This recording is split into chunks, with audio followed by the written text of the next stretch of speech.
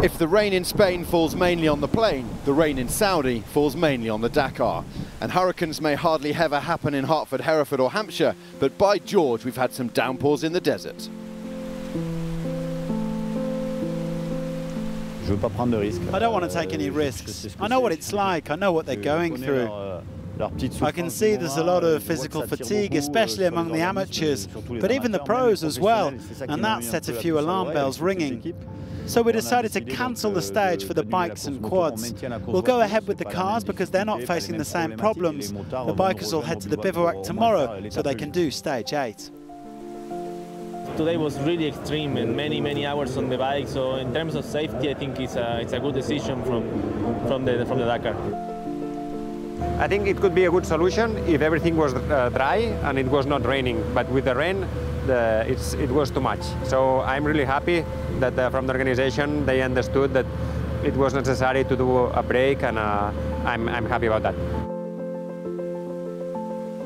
Honda, the riders are not leading, and they want always more kilometers, you know. But I understand. There's not much to say. With all the rain that we've had, I can understand. I like it when it's hard, and this is turning into a really hard Dakar. I'm not sure I've ever known it to be this hard. So we'll have a sort of semi-rest day because we still have a long road section. Yesterday was crazy long. They rode the distance from London to Paris and back, and had they gone again today, they'd have done the same as Cape Town to Kruger National Park in 2 days. Good decision, because this Dakar is testing enough as it is.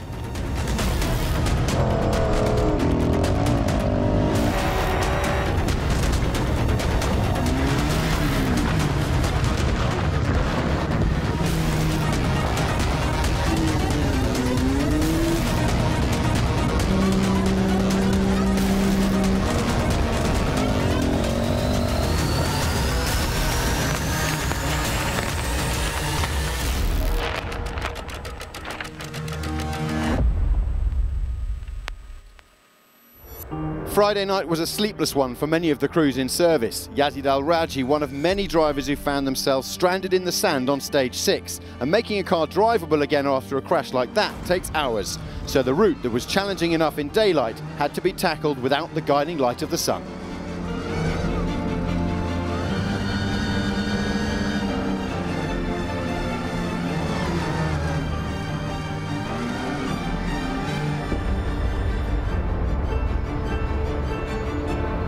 And it wasn't just Al Rajhi.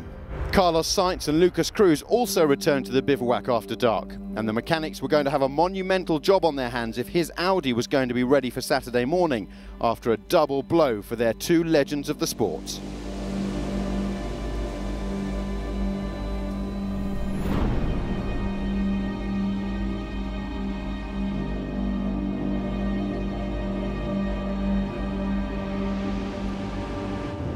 I've got a bad headache, I'm not very well. I won't be able to go at 100%, we'll see. NASA's given me a magic pill.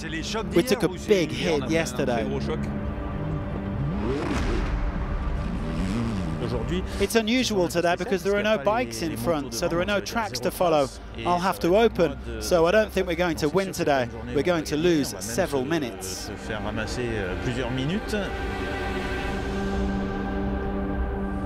This is not the trailer for the new Star Wars movie. This is Matthias Ekstrom looking for what made his car look like a downed Rebel Alliance X-Wing. I was starting from the restart in the dust from Sala.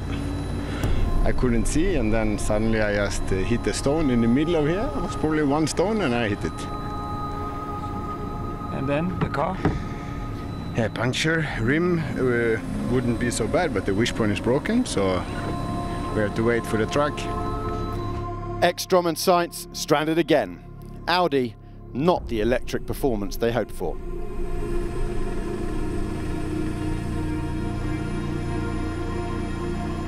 I still have a strong headache from yesterday, but you know, when you're in the race car, you forget everything anyway. It's not just the terrain that's challenging at the Dakar, of course. Navigation skills are a vital part of rally raid. Galan and Sab, he passed us, but the last part was really tricky navigation. Suddenly we are like 3-4 cars together, and really it was a big race, but okay, we was really take care. As the competitors weren't expecting a marathon stage, an assistance zone was created, open for 2 hours each. You're crazy. More trouble for Erik van Loon, who is out. The Dutchman who rolled his Toyota in the prologue found himself marooned on a desert dryland. Drifting his way into third for another top 5, Gerlin Chichery.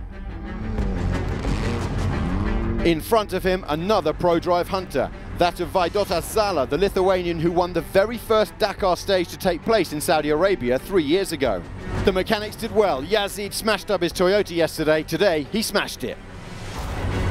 We push, we start far away and not easy to overtake the car, but we push sometime right, left. But finally, I think we do a very great job today. More than enough. Right and left are problematic now for Dutch twins Tim and Tom Coronel. Last bumper in the stage, I didn't see it, so I flipped the car. So this was the result. So we have a lot of work to do. Al Rajhi started way down in 40th after his issues yesterday. Quite an achievement to come through the field to win. Nasser lost 19 minutes, but I don't think he'll be too bothered. In T3 last year, Cristina Gutierrez had some really bad days ruining her chances. But this year, she's had some really bad days ruining her chances. Yesterday, she lost 3 hours. We started the morning with a big problem in the car. That's why we entered the stage so late. After that, we tried to push and overtake some drivers. And after all of the problems in the morning, with the repairs and everything, at least we could have a clean stage. Yesterday he was in a ditch, today went without a hitch. T3 winner American Mitch Guthrie, but a third victory not enough to make a pitch at the title because he's literally more than an entire day behind Guillaume de Mévius. AJ isn't far behind though. Lovely Cristina did have a pretty clean run, she finished 10th. Having a Brazilian means going lower, having it trimmed until it's all lost. Rodrigo Lupa de Oliveira's Brazilian, he got lost, had his lead trimmed and went lower by 5 places, which left it wide open for Rokas the Rocket Baszuska to make it a hat-trick of victories. A lot of cars, overtake us, a lot of dust, but yeah, we managed again. We survived another day. Baszuska's battle with Batista was banging. Just a minute between them today. Saudi driver Yasser Saidan took third. Rokas tops the general for the first time, ahead of Goxal ×3. If you don't like more size, more excitement, more power and more torque, then look away now. In fact, what are you doing here at all? Jaroslav Valter has had issues with shock absorbers in the past few stages, but the Czech had a much better day today in his Tatra Phoenix. He's nearly 2 hours back overall though. Alex Loprice says it's been a tough Dakar with something new every day. On the 7th stage, he dealt with the bumps to grind out 2nd place in his Praga.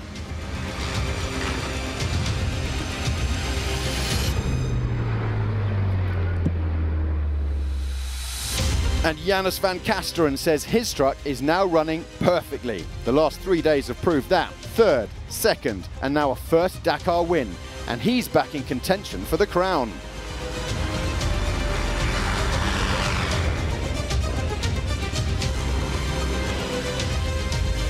It's a long, long road to Dammam, and this could be a very tight fight.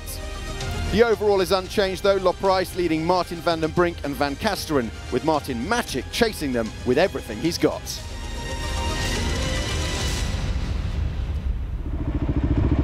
Seven specials down, and we are testing our competitors to the very limit.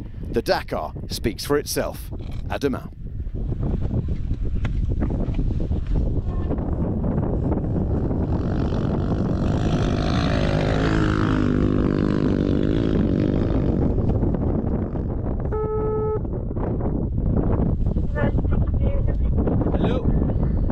I have a mechanical problem, but I don't know what's the mechanical problem.